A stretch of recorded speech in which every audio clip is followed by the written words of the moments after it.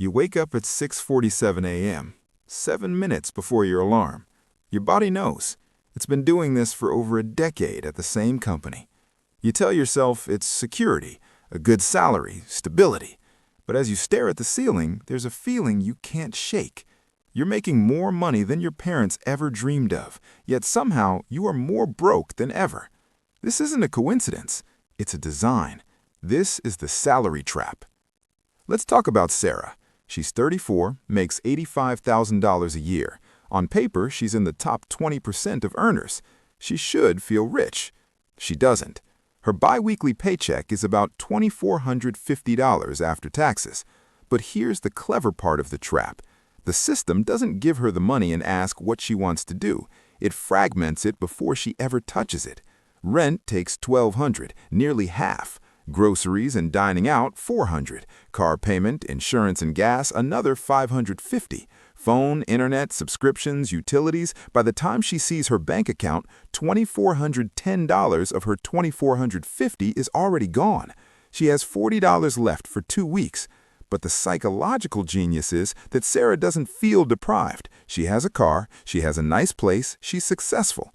The system gives you just enough comfort to stop you from asking why you're not building wealth. It provides a lifestyle, not financial freedom.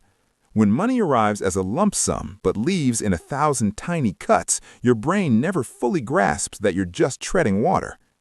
Now, let's talk about what keeps you stuck. This is where it gets darker. The entire system is built to keep you dependent on that next paycheck. You get a good education, maybe go into debt for it. You land a great job at $60,000 to pay it back. But the moment you accept, something shifts. Your lifestyle automatically inflates to match your income. Economists call it lifestyle inflation. I call it the system's second weapon. With $60,000, you can suddenly afford a nicer apartment, so you get one. You can afford a better car, so you get one. Then you're making $90,000, so you move to an even nicer place, get a more expensive car, maybe take a vacation you couldn't before.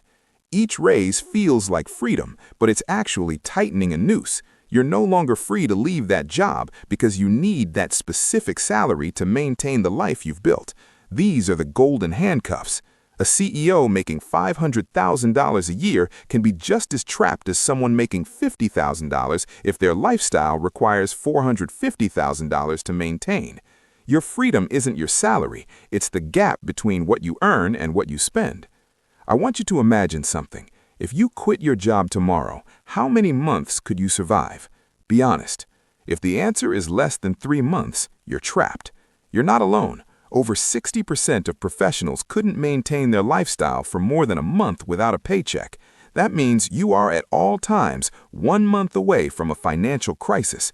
That isn't security. That's a very comfortable prison.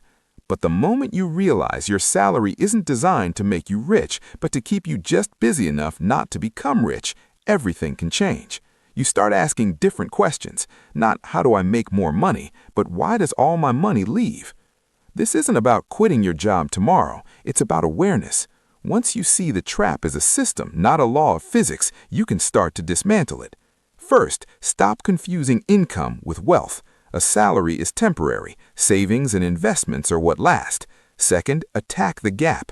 Intentionally keep your expenses lower than your income. It feels backwards, but it's the only way. Third, and most importantly, build optionality. The moment you have 3 to 6 months of expenses saved, something inside you shifts. You're no longer trapped. You can negotiate better. You can take risks. The goal isn't just to earn more. The goal is to become independent from the system's requirement that you need that paycheck, because the moment you don't need it, you're free.